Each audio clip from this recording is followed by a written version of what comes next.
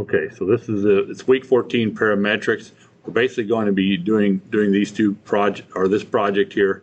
It's a parametric wrench. So we're going to design one item and then input different parameters in to make it different sizes, which is basically just putting in different sizes, more automatic though.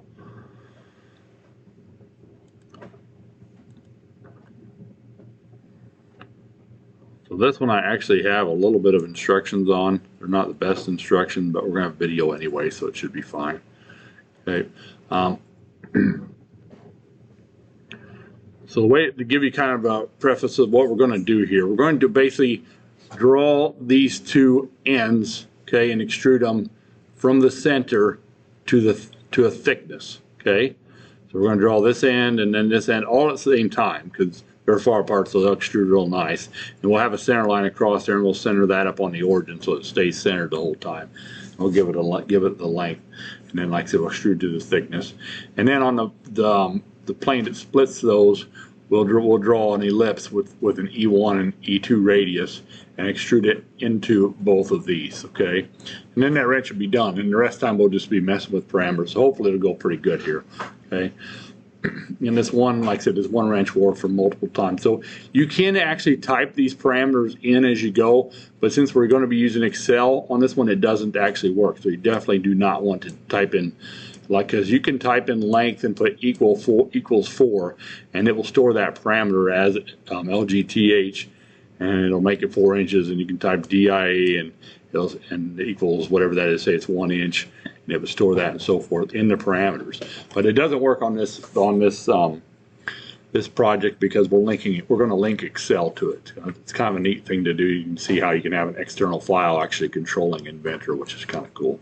So that's why we're not doing that on that one. A lot of times that is what you'd want to do, though. You just type in this parameter and tell it equal 4, but not in this case. Okay, so Inventor, I'm going to do a split screen here. And I have to have multiple files open probably. So these are the sizes we're going to draw with, okay? So most of you have multiple screens, okay? So make sure that you can see these instructions because I'm going to be going through them one step at a time, hopefully a little slower than normal. Make sure I don't mess them up too. And these are going to be the sizes we're using, okay? So we're the size, length, radius, diameter, and so forth. We're going to be putting those in instead of these TH ones. Now, one thing to note in here, when you do this one here, and an easy place to make an error is when we draw this circle for this open-ended side of the wrench, and we dimension that off to the radius. Remember to right-click and change it to radius because it'll be a circle at that point, and it'll want to be a diameter. So you actually have to right-click and tell it before you drop it to be a radius. And then over here, if you do that one first, which I'll try not to, then you'd have to go back to diameter here later. Once you pick radius, it sticks with it until you tell it otherwise. Okay, so it's one little error to watch out for when we're doing this. Okay. All right, so let's go ahead and just start a new part. We're not going to do a project because it's just a simple single part here. It'll probably give us that same error it always does about how it's not a project, but that's all right. All right, so let's see. Let's start on, like I said, we're going to make those two ends. So 2D sketch, XY plane, just like we always do, okay? All right, now we're going to draw a line across the middle of this, and I'm not going to draw it on the axis on purpose because the darn Inventor doesn't automatically snap it to that axis anyway, so it's kind of a waste of time to put on there, and it's confusing if you do. So pick line, okay? And then remember that construction symbol on the far right? Pick that construction symbol because this is going to be the distance between the two of them, okay? So pick that construction symbol over there. Okay, and then just draw a line across, try to draw it across the axis above it. Nice, make sure it's horizontal. Notice I'm getting the horizontal constraint showing up when I'm drawing that line. I'm going to tell it it's 4 inches long, okay? And I'm just going to enter to finish that line, okay? And so there's a length right here on this other sheet. It says 4 inches. That's where I'm getting that. I've got some of these memorized, so some of them I don't too. All right, so we've got that line here, and it's you can't see it, but everything's still fully constrained. Well, it's not fully constrained yet because I don't have it located. Okay. Okay, now we got a fully constrained. So this, it's horizontal, which is awesome. I'm gonna right click and turn my constraints on just so you guys can see which ones are on. Sometimes people think those are annoying, so it's kind of up to you. Gotta hit escape a few times. And then you don't have to turn them on if you don't want to. Show all constraints. So I want you to know that, like, yeah, that's horizontal, okay?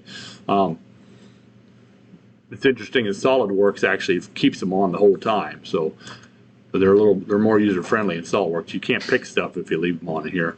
All right, so I'm gonna drop down, or in the constraints group here, there's one at the top left called coincident constraint that helps you put 2 points together, okay? So pick that coincident constraint one. It looks like a right angle basically, okay? And then I'm gonna pick right on the midpoint of that construction line I just made. Make sure you get the green dot. And I'm gonna drop that thing right down on the origin. Make sure I pick on the right on the origin and get the red dot. Okay, now it says down at the bottom right, you probably can't see it in the video, but it says fully constrained. Okay, so we've got to make sure this one's fully constrained the whole way, or certain things definitely won't work with this one. All right, so let's draw this one first, I guess. It really don't make any difference which one we pick first. So we'll draw the one on the right. It has got a diameter, so just draw that circle. I think the diameter says it is 0.64. We're going to draw the small wrench, and then we're going to create the big ones from it. So we're drawing the small wrench first. So draw a circle on the end of that 0.64. So circle, make sure it snaps to the end of it. Yes, thank you very much. Yeah, I wanted to get out of construction, so I hit escape to get out of it. I'm going to pick circle again, and I'm going to unclick the construction line. We won't be needing that anymore this class anyway, so I always forget to unclick that. Okay, now pick on the green end of there and tell it 0.64 is the diameter, okay? And it's fully constrained because it's located, center's located to some, okay? All right, now we're going to draw a hexagon on here, right? Okay. So I think it's under rectangle at the very bottom. So if you drop the rectangle down, at the very bottom you'll see polygon, and the default one is actually a 6-sided hexagon, so that's all good. So I'm going to draw this thing from the center point. I'm going to on purpose make it not straight, just to show you that, and it's just a good habit to get into, because even if you make it straight, it's not straight and won't be fully constrained. So you could try to make it straight, but it'd still be wrong, okay? So you might as well make it a little bit crooked, like that. Not way crooked, just a little bit. And then hit done, okay?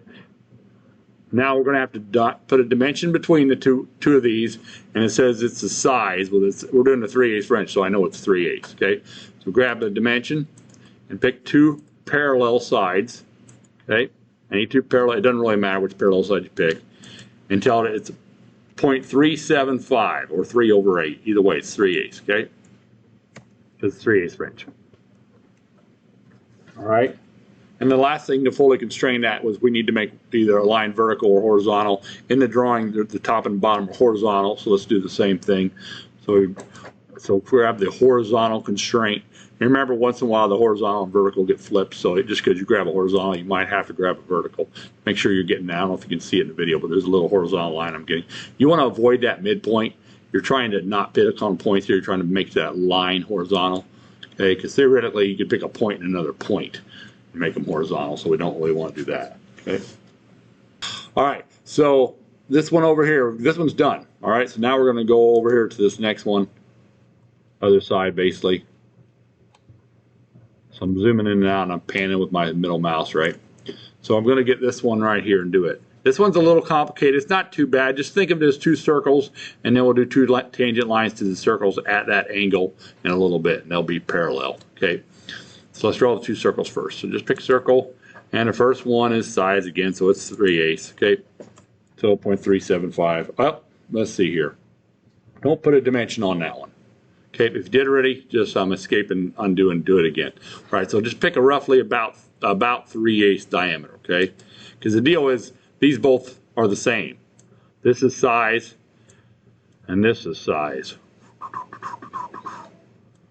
How do I get them both to be the same? I don't know if I can tell them both are equal or not. We might be able to do that. Let's see here. Okay, so I put that one in there. I'm going to see if I can equal constraint this, okay? All right, you can see what's happening with my constraints. It's driving me crazy already. So I'm going to turn those constraints off. Right click, hide all constraints. Okay. All right, now these are 2 different objects, so I don't know if it'll let me make them equal or not, but we're going to give it a shot.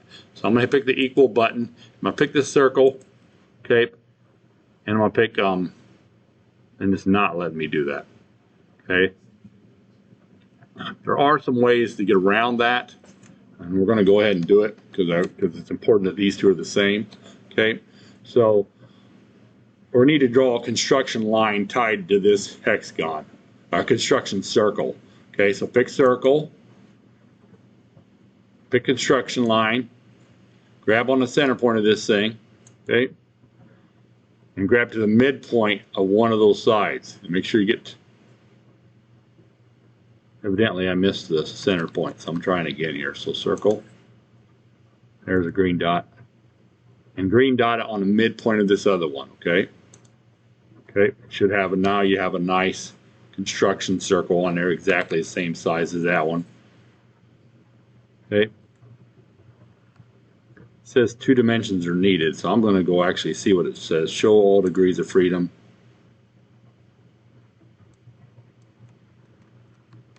Okay, right click, hide all degrees of freedom.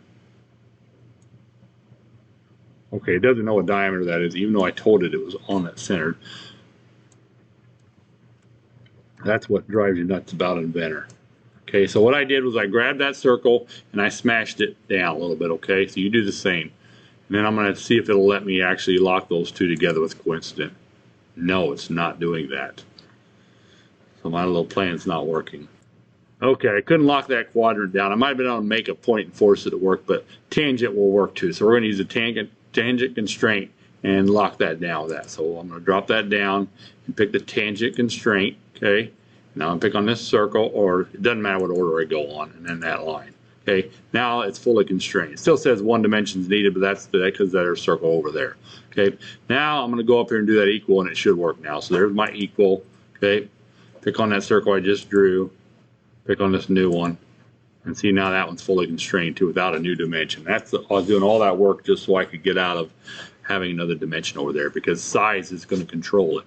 Okay, so sometimes you got to do all that extra work, but it's worth it.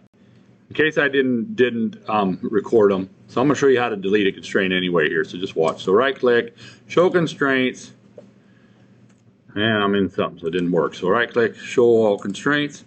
There they are. Well, there's a tangent constraint right here that I just made. I'm going to delete that one. Okay. So now, just in case you missed it, so I'm basically going to tangent this circle to any one of these sides. Okay. I'm going to hide all those constraints again. Right. So I'm going to tangent that one. That'll fully lock it to this, because it wouldn't let me do a coincident point there, and I don't want to put another dimension on. I'm trying to avoid all the extra dimensions, because we're going to use this a few dimensions as possible and make this wrench available to any size. Okay, so I do the tangent, pick the circle or the line, just one or the other, and then pick any one of those lines, and it would go. Okay, so now it's fully tangent. Okay, and then the last one I did was I picked the equal constraint, which I already did it, and then I did that little construction circle with this circle. Okay, all right, now before I move on, I'm going to turn the construction line off so I don't do it wrong again. Okay, make sure that's off. Okay. All right, now we got to draw that last one here.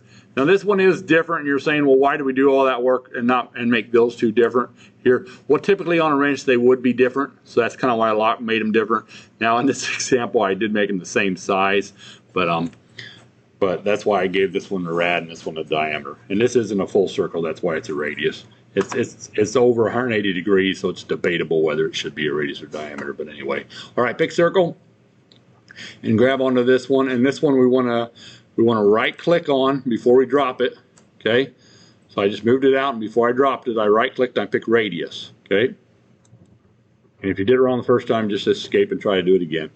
And then now see how it's giving me a radius length instead of a full diameter length. Okay, and then the radius of this is 0.32. It's half of 0.64. Okay, all right, and it should still be fully constrained and everything. Now it's going to be stuck on radius, but I don't think we have any more circles, so it doesn't really matter. But if you ever had to draw another circle, you'd have to right-click and turn it back to diameter. Okay. Everybody good? Okay, so now we need to draw these two lines across here, okay, and then make them parallel, and then we'll put an angle on them. Okay. So let's do that. So this is a little tricky, not too bad. Just kind of watch me do it. I'll try to do it slow. So we're going to basically pick a line, make sure no construction symbol is off, right? And I'm going to grab roughly in the right place, roughly in the same place as that corner is, okay?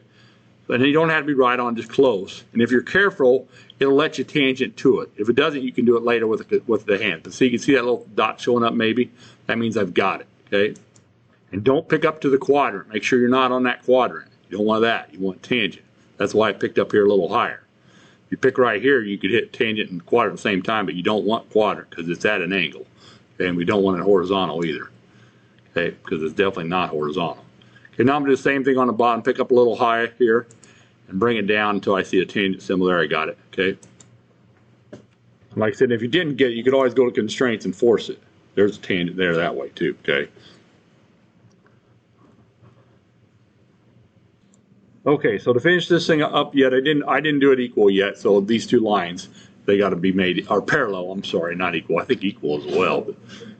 But I'm going to hit constrain and hit the parallel button, which kind of looks like the equal, but it's a parallel button, okay? So I'm picking parallel. I'm going to pick this one and this one. Now, equal might have worked too, actually, but anyway. All right, so I've got that done. I'm going to go ahead and put the angle on there and then trim it up probably.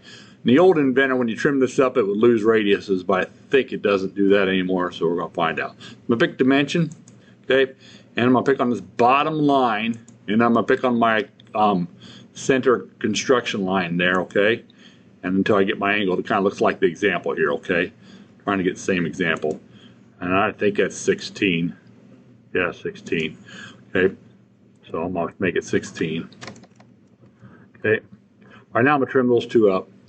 Just grab the scissors and get rid of that part you want to get rid of. And if you're lucky, it'll actually keep its constraints. If you're unlucky, then you can add some more dimensions, I guess, to lock it down, but it'll be a problem. Okay, hopefully it keeps them. You could make it equal. I think it's what I used to do to lock it down. Okay. Okay, I think that's it. It's fully constrained. We got just got as few dimensions as possible, exactly the same as we got over here. Okay, it should work good. So those constraints we can lock down to those dimensions we can lock down to an Excel spreadsheet and change the size of the wrench completely. Now we want a different length too. That's 4. So literally there's not too many more dimensions left. I think there's the size of the ellipse that goes between them. All right, so finish that sketch, okay? And then we want to extrude this. So I'm going to go right click extrude.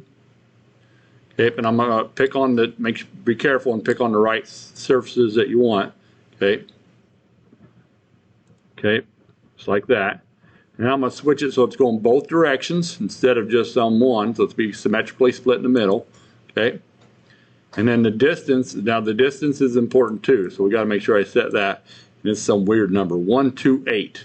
Okay, 0.128. Okay, these numbers were actually taken off a wrench, so that's why they're weird. Okay, so the distance 0.128. Okay, and then make sure it's split, and make sure you split it down the middle. Don't forget to do that. Don't have it going one way or it won't work on the next step. Okay, hit OK. All right, so now that I'm going to use kind of a new thing that I saw in Inventor in here in a little bit. But so now we need to draw that side profile right here, this ellipse. Okay, so this ellipse we're going to draw right in the middle here, and then we're going to extrude it both ways and hit the wrenches with it, okay? And it's got a couple weird E or diameter radius dimensions on that ellipse, okay? So start a new sketch, 2D sketch, and then on this one, let's expand the origin in our browser and find the plane that's right in the middle there. It's not very big, but that's all right. It goes on forever. So on mine and yours probably too is the YZ plane is the one that splits it down the middle. I'm going to pick on the YZ there, okay? Now I can't see what I'm drawing, okay? So I'm going to right click, and F7 does the same thing, but my F7 doesn't work on my laptop. So I'm going to right click and pick Slice Graphics. So that basically does a cutaway right in the middle where I'm at, okay? Okay, it's very important that the crosshairs are in the middle of this part right at this point. So if you didn't extrude both ways, that would be a little bit off. All right, so now we're going to draw the ellipse. And what you do with an ellipse typically is you just kind of sketch it what you want and then you add the dimensions. I don't know really if you can add the dimensions as you go like you typically would. So it's below the circle, so drop down the circle, very bottom. You'll see ellipse. Okay, grab that. Put the center of it right on that origin, okay? And it doesn't matter which axis you make first, but do make them horizontal and vertical, okay? It's important. So I think it'll lock down. And try not to snap to any points. Okay, we don't want to snap to anything. You make it as big as you want because we're in dimension anyway, but make sure it's vertical, okay? And then I'm going to go up here and make it, and just kind of make it like that, right? So it's similar to that. Granted, I made mine way bigger so you could see, but I want to make sure the first line was vertical, okay? Now we're going to add our 2 dimensions and make sure it's fully constrained. Hopefully it will be. I don't really remember if it is or not sometimes. So pick dimension and pick on the ellipse and then just move your mouse straight up and you'll see the first little half radius thing showing up, okay? And that is supposed to be some weird number, E1. So 051, okay? So 0.051, okay? 0.051. And then we pick the same circle and go the other direction, okay? And it's actually 3/16 or almost 0.188, okay? And it does look like it made it horizontal, it fully constrained it, so that's good. That's what I was going for. If it didn't make it horizontal, I'm not sure what you could do. Probably draw a line between the 2 points and force that horizontal, make it a construction line or something. But it looks like it did it. So, and it looks like it's going to, be about the right spot, so everything looks good there. Okay, so if you get that done, finish your sketch. Okay, so just go slow with me on extrusion here, or I'll go slow with you, right? So right click and pick extrude, okay, like we normally do, and pick on that circle to extrude. Okay, and then what we want to do over here, yours might look a little bit different because it depends on the version, they keep changing it. It doesn't really have anything else in it, but they just like to be confusing, I think.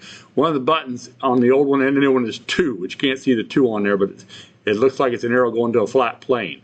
Okay, pick that 2, okay? All right, and I know it's on 2022 versions, pretty good, okay? And then pick on this outside surface of the one to the right, or the left, wouldn't really matter, but the outside surface, okay? Because my arrow is pointing that way, that's why I picked that one. If the arrow is pointing the other way, I should have picked the other one. Okay, so I've got that one done. Now what's kind of neat here is there's an apply and continue button here now in Inventor. That didn't used to be in there. So pick the apply and continue button. I think it's in both 21 and 22. If it wasn't in there, you just hit OK. You'd expand the sketch to get it, or expand extrusion to get the sketch, and then you'd right click and share it. That's the old way to do it, all right? And then you could use it again going the other way. But there is an apply and continue one. So I'm going to pick the apply and continue. Okay, so that one's done. Now I get to do it all over again. It's still on surface to go to. So, and it's going to, I'm going to pick the surface, it's going the wrong direction. So I'm going to switch directions, okay? Oh, I have to pick the surface first, sorry. Pick the surface, and the arrow's going the wrong way, okay? So I'm going to switch it to the right direction. Right to here. Why is it not switching directions for me? This is failing miserably.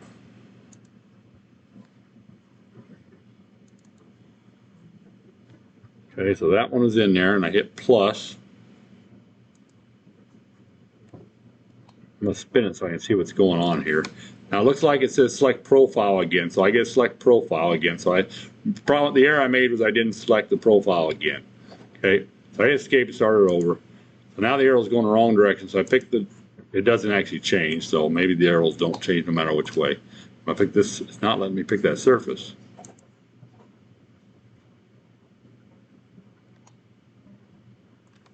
Okay, it finally snapped out of it. Okay, so I picked that surface, now I can finally get it. All right, so I didn't want to go, but it finally did go. Okay. I had to hit a few buttons to make it happen. Face the surface is on. All right, so it actually went to it finally. Let me try that again and see if I can make a video of it a little bit better this time. So we'll go to extrude, pick the surface, the profile, tell it to go to a face, to 2, pick on this face, okay, hit plus, okay. And then now we're going to the next one. Since I hit plus, it's ready for me to do it all over again. So I pick this one. Okay, make sure I pick face. And I'm going to repick face because it doesn't figure it out. Okay, so I had to pick face twice. And now I can pick it. Okay, that was the trick that made that one work. All right, and I hit OK. Okay, so it did make 2 extrusions. It's the same thing, I guess, so it really wasn't a whole lot faster. It just let you do more extrusions from one thing. Okay. Okay, so that's one way. I'm going to show you the other way too, because this can be a pain sometimes. So I'm going to undo like it only happened once. Okay, so if it only happened once like that, and you don't have access, the sketch is gone because it was consumed by this extrusion. So just expand that extrusion to show it. Then you right click and you make it visible. This is the other option, the way to do it. Okay, which isn't much slower really. So now that sketch can be used as many times as I want to extrude. I had to share it. In SolidWorks, you don't even have to do that. So extrude. Okay, I pick that profile all over again, pick 2, pick my face I want to go to, try to get on the right one, hit OK. Okay, so those are 2 possibilities. All right, I was trying to show something new with that apply button, but it's kind of a pain to do. Okay, our wrench is done now, all right? And the only things we use to make that whole wrench are these dimensions right here, which is pretty cool, okay? And like I said, one of them was kind of a little bit redundant anyway with the diameter and radius, but they typically are different, so that's why I made them different. I don't think there's anything else too crazy on there. All right, so now we're ready to go into the next step. Okay, so we drew our wrench. So we need to show our expressions now so that we can actually see what Inventor is calling all this stuff. Okay, so I still have these 2 visible, and I think hopefully you may or may not. You probably don't because of when I shared the sketch it showed up. Okay, so expand any one of your extrusions. Doesn't really matter which one. Maybe extrusion 1 or extrusion 2. Okay, and then once you do, right click on that sketch and make it visible. Okay, I'm gonna pick a different one that's not visible. So my sketch 1 is not visible. So you actually need to make them all visible. So expand all your extrusions. You should only have 2 sketches. But right click on them, make them visible. Okay? Because you're going to want to see those dimensions is why. Okay? Alright, so now I can see all my dimensions. So make sure both your sketch 1 and sketch 2 are visible. Okay? And once you get that done, pick on any one of those dimensions, right click on it. Okay? I probably have to hit escape a few times.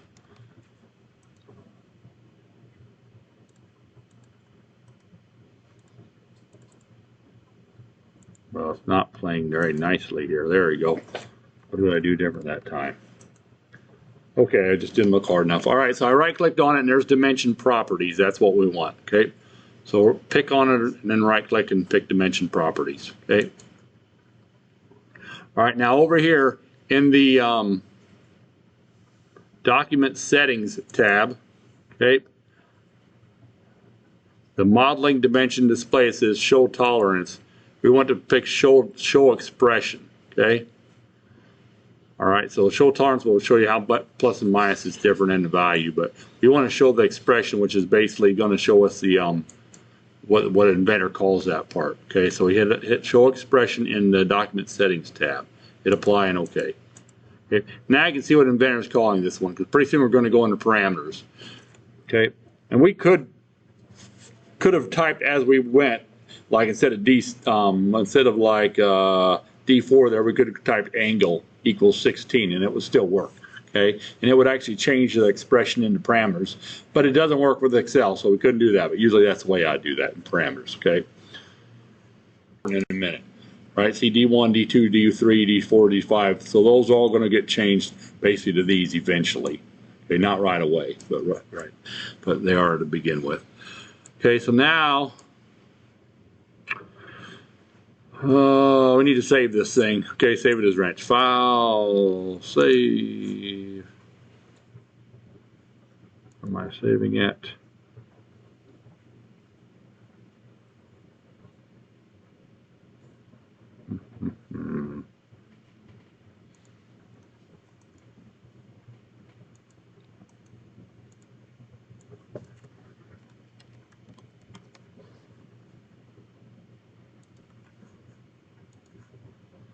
Okay. Okay, now we need to start Excel, okay? Now, a lot of you don't have Excel because Microsoft charges money for it now, so even for students it seems like it's hard to get. So we're gonna do it a different way than that. But we're gonna start Excel and we're gonna fill it out like the 3/8 wrench below. The variables are all uppercase, so make sure they're uppercase or lowercase specific. So I just make them all caps, okay? Except for the degree. It wants to know what units the angle is, which is degrees. Okay, the rest of them it doesn't care, but it does want to know what the angle is, which is degrees. So that needs to be small letters. All right, when you do that one, we're going to save the file as a 3/8 XLSX. Okay, so if you have Excel, you can just go ahead and do that. If you don't have Excel like I don't, then we're going to basically do it in Google Sheets. All right, so I don't have Excel on this PC, so I'm going to use Google Sheets. So I'm going to go over here to, I don't know, find my, so Google is my main browser. So there's Google Apps. So I'm going to drop that down. I'm going to go to Sheets. Okay. Okay. I've tried this once before. I think it does work with Sheets, which is surprising. So I'm going to make a blank document there. And I'm just going to start typing in that spreadsheet. Okay. So your spreadsheet should look identical to this when it's done. Nothing fancy in it, right? So we're going to do it the caps on, size, and most of you type way faster than I can. G, TH, don't make any typos. RAD, TIA, ANG, THK, E1, E2. Now put the sizes in as well, okay? So 0.375. Enter 4, that's the length of it. 0.32 was the radius, 0.64 was the diameter, the angle is 16. Okay, don't forget to put the degree after the 16 on the other side. Thickness was 0.128, and the E1 was 0.051, E2 is 0.188.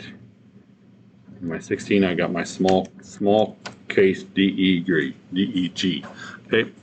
All right, then save that as 3-8, okay?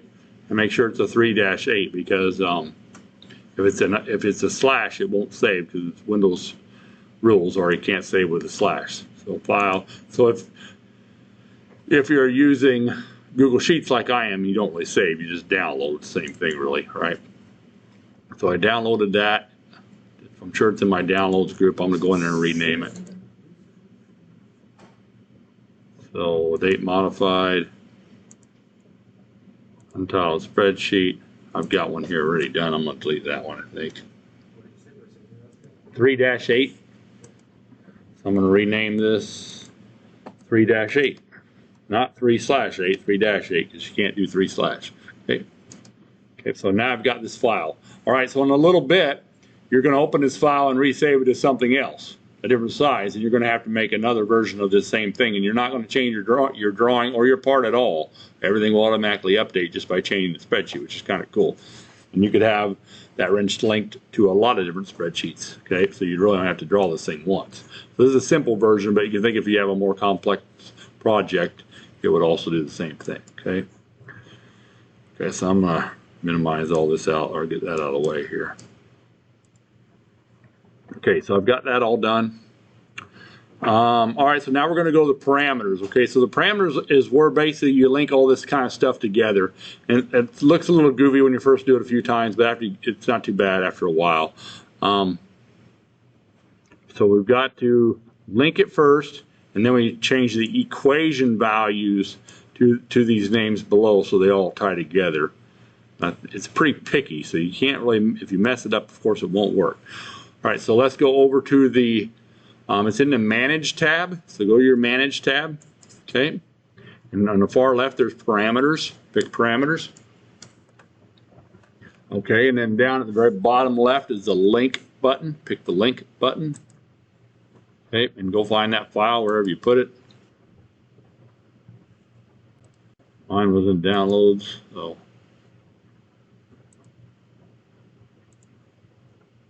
Open.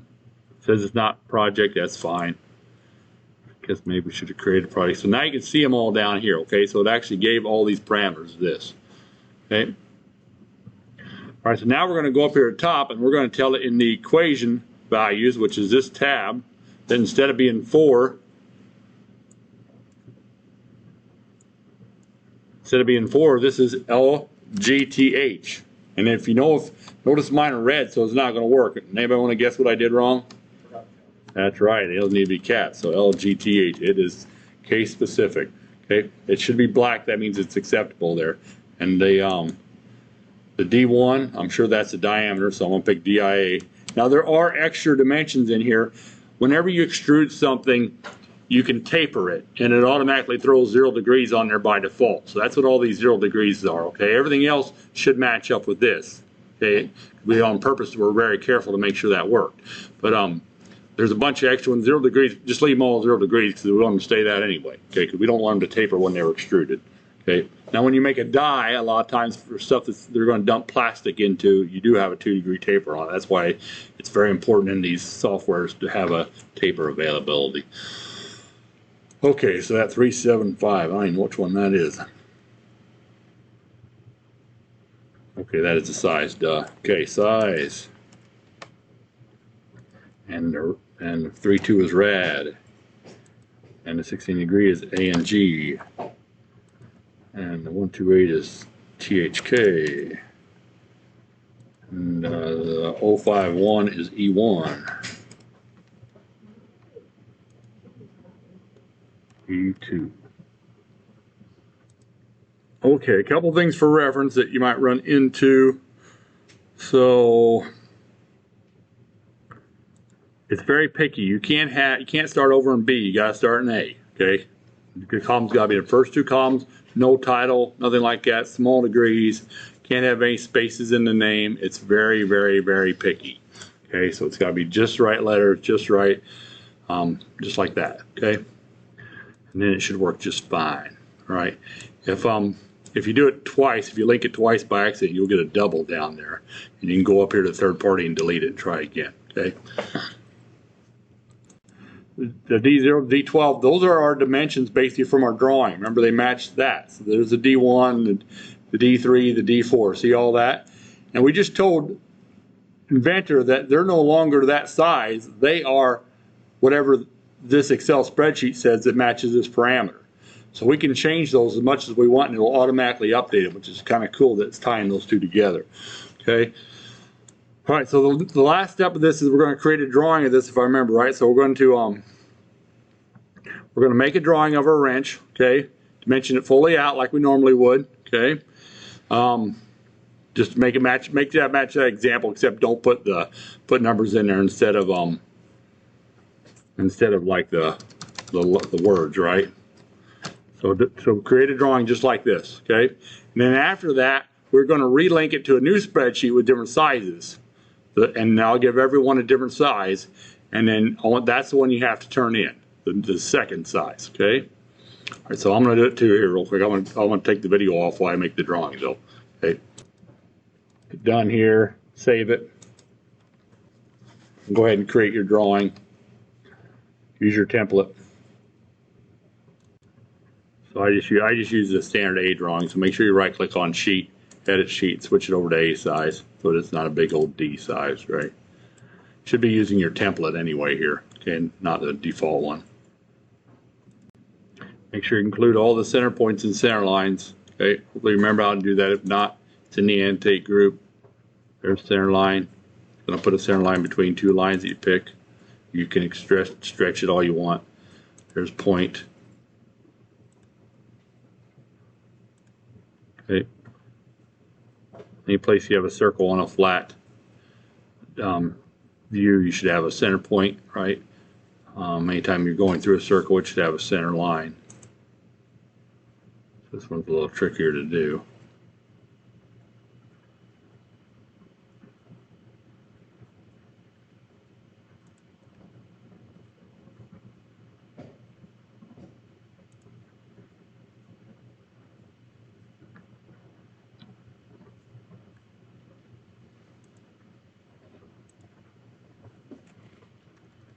Stretch those center lines so they actually look like center lines a little bit, maybe.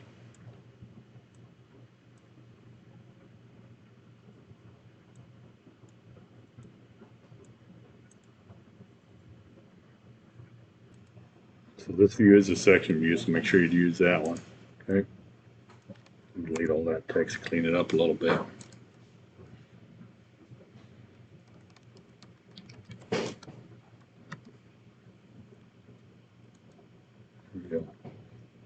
All All right, make sure you fully label your views, find out the weight of the item. If you don't remember how to do weight, you go back to the part, and then you go File, Add Properties, okay? And over in the Physical tab, you update it, and it tells you how much it weighs, okay? Make sure you put that in there too, okay? Close. Make sure you label your views. It does look a little different than this. This is a little bit dated, 4 years old, so.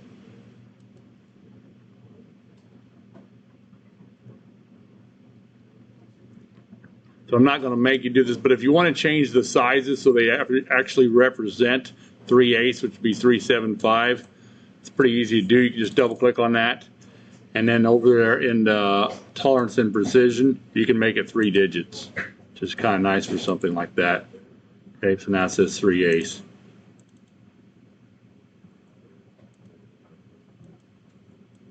You would use that to make a higher tolerance part. So make sure when you're doing your scale, it's 1:1. Okay. If the new wrenches don't fit, you can always change the sheet size down to a bigger sheet size too. Doesn't matter which one, 5/8, 1/2 inch, pick one of them. Make another spreadsheet. Okay. Once you make that other spreadsheet, basically what we're going to do up here is that after you make that other spreadsheet, save it as whatever size it is. So save 5-8 or whatever, or 1-2. Okay. And then to change the values on the IPT, you go over here to the part, okay, and you expand this third party button up here, which is third party just means somebody else's software, and you right click on that one that you made earlier, and you pick change source, and you connect it to the other one. And if you did everything right, it should change sizes automatically, okay? And then you go over to this wrench drawing that you have, and you might have to go over to view and hit, or to manage and hit update, okay? But it should automatically change sizes in the drawing too.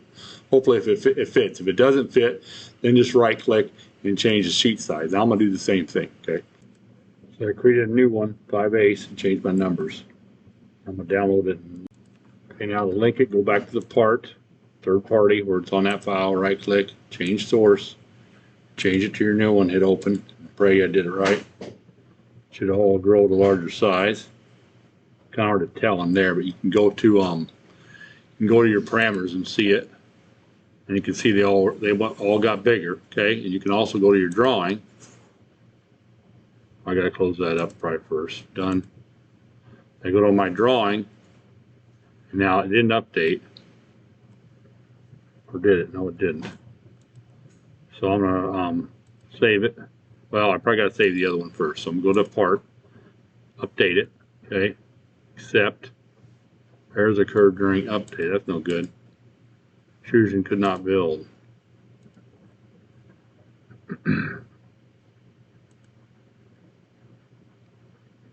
Okay, it did not like this for some reason.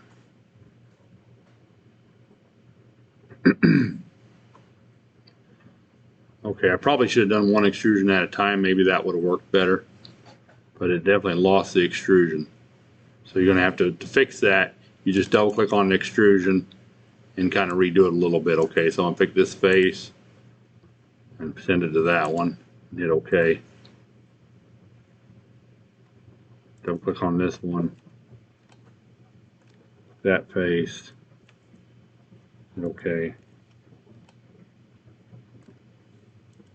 And somehow E1 and E2 didn't update. Okay, like I said, I had to double click on my extrusions to get them to update correctly. You might have to do the same, okay? And then you go back into your wrench, and all your sizes should change right. So you can drag them around, kind of clean it up a little bit. But it should automatically update. So kind of fix that drawing and turn that one in, okay? That's what you turn in.